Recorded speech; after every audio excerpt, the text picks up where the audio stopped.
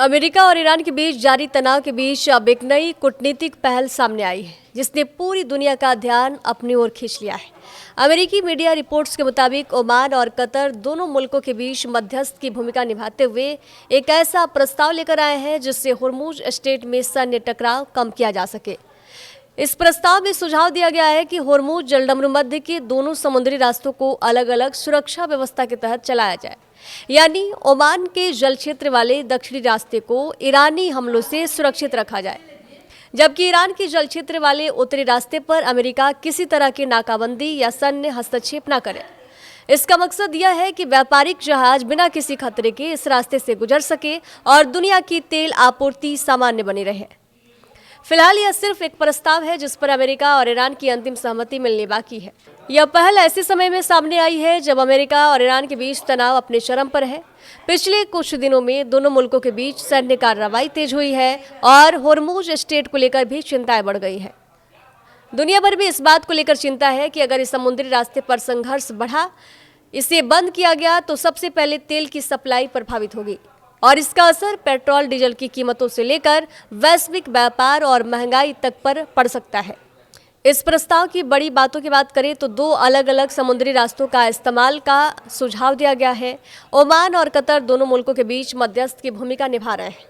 मकसद है व्यापारिक जहाज बिना खतरे के होर्मुज स्ट्रेट से गुजर पाए। आपको बता दें कि होर्मुज स्ट्रेट दुनिया के सबसे रणनीतिक समुद्री रास्तों में से एक है। दुनिया के समुद्री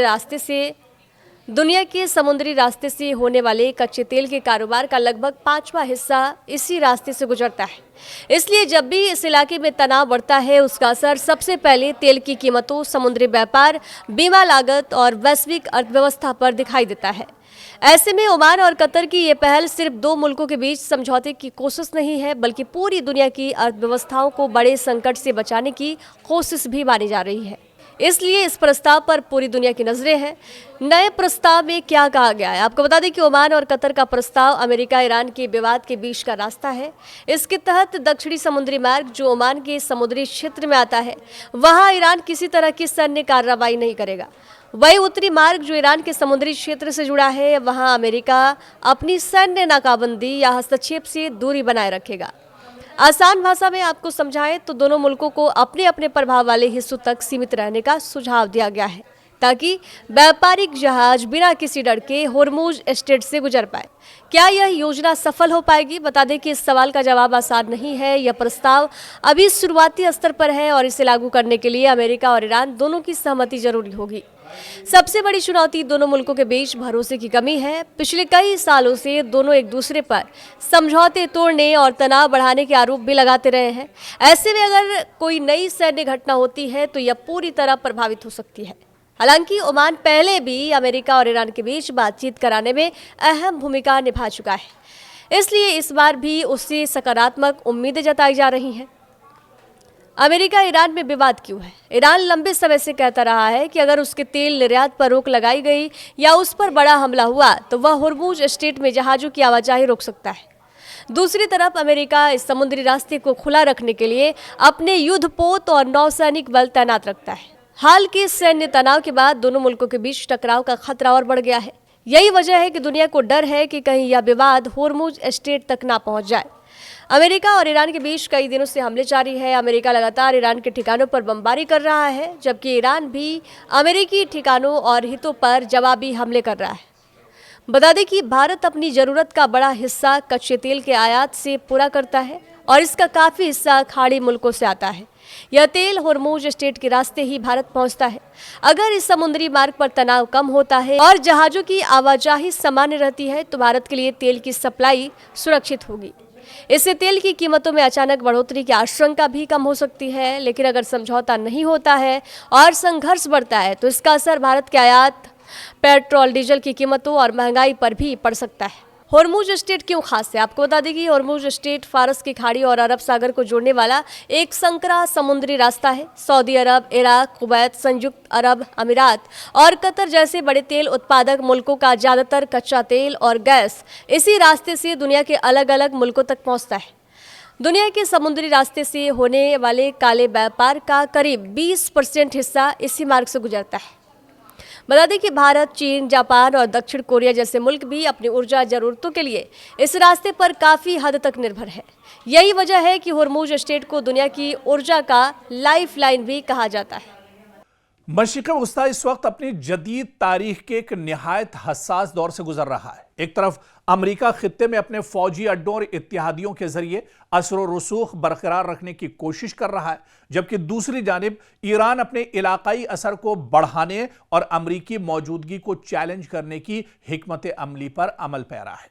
इस सूरत हाल ने एक बार फिर यह सवाल पैदा कर दिया है कि क्या खलीजी अरब ममालिक की दहाइयों पुरानी सलामती की पॉलिसी नाकाम हो रही है।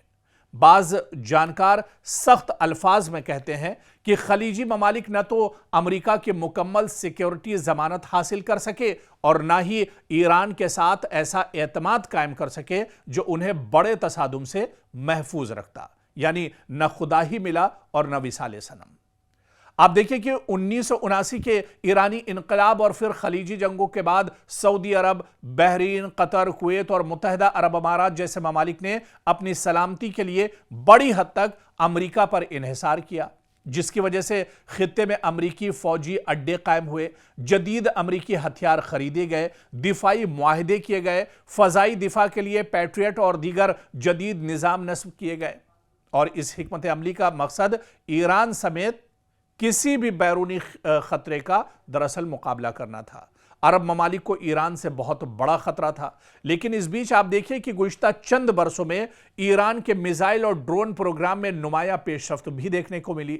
अगर अमरीकी फौजी अड्डों या इत्तेहादी ममालिक पर मिसाइल और ड्रोन हमले होते हैं तो इससे यह सवाल जरूर उठता है कि क्या सिर्फ महंगे दिफाई निज़ाम मुकम्मल तहफ़्फ़ुज़ फराहम कर सकते हैं या नई जंगी हिकमत अमलियों ने रिवायती दिफाई तसव्वुरात को चैलेंज किया है।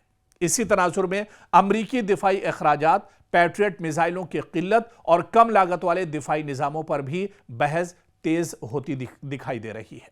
अमेरिका अपने इत्तेहादियों की हिफाजत करने में नाकाम साबित हुआ है। हालिया बरसों के वाक़यात ने यह ज़रूर दिखाया है कि ईरान के हर मिसाइल या ड्रोन हमले को अमेरिका रोकने में नाकाम रहा। जदीद जंगों में मुकम्मल दिफा की जमानत देना दरअसल इंतहाई मुश्किल है। मुसलसल हमलों की सूरत में दिफाई निज़ाम और ज़खायर दोनों पर दरअसल इसका दबाव काफ़ी ज़्यादा होता है।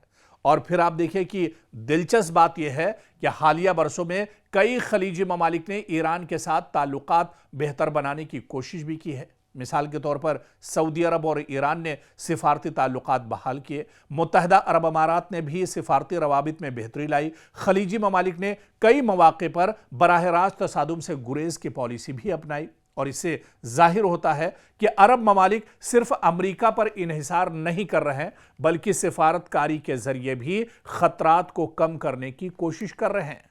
और यही वजह है कि बाज दिफाई और सियासी तज्जियाकारों का ख्याल है कि अगर ईरान, अमेरिका और इजराइल के दरमियान कशीदगी मजीद बढ़ी तो खलीजी ममालिक अमरीकी फौजी अड्डों की मौजूदगी की वजह से बराह रास्त खतरे की जद में आ सकते हैं। तेल की तंसीबात, बंदरगाहें और अहम इंफ्रास्ट्रक्चर निशाना बन सकते हैं। सरमायाकारी, सयाहत और मईशत मुतासिर हो सकती है। अबनाए हुर्मुज में कशीदगी आलमी तिजारत को मुतासिर कर सकती है। और यही तमाम जो सूरत हाल है उसकी शुरुआत अब एक तरह से मशरिक़ वस्ता में हो चुकी है। सिर्फ अमेरिका की मौजूदगी की वजह से अरब ममालिक जिस तरह से अमेरिका के पिट्ठू बने हुए हैं, अमेरिका की चौधराहट कबूल किए हुए हैं, अमेरिका उनकी हिफाजत करता है, उसके बदले में अरब ममालिक लाखों और करोड़ों रियाल जो हैं, डॉलर्स जो हैं, वो अमेरिका को देते हैं एक तरह से। और आज आप देखिए कि उसी अमेरिका की मौजूदगी की वजह से पूरा मशरिक़ वस्ता एक तरह से आग के ढेर पर बैठा हुआ है। पूरा मशरिक़ वस्ता अब एक तरह से खतरनाक सूरत हाल पूरे मशरिक़ वस्ता में अब एक तरह से बन चुकी है। और यही सूरत हाल अगर बनी रही तो आने वाले दिनों में पूरे मशरिक़ वस्ता में हालात और ज़्यादा ख़राब होंगे। अभी तो अमरीकी मफादात को सिर्फ ईरान निशाना बना रहा है। हालात अगर और बिगड़ते हैं या सूरत हाल और ख़राब होती है तो फिर मशरिक़ वस्ता के जो अरब ममालिक हैं उन्हें अपनी सिक्योरिटी के लिए अज़ खुद एक तरह से सोचना पड़ेगा और मजबूर होना इसके लिए पड़ सकता है।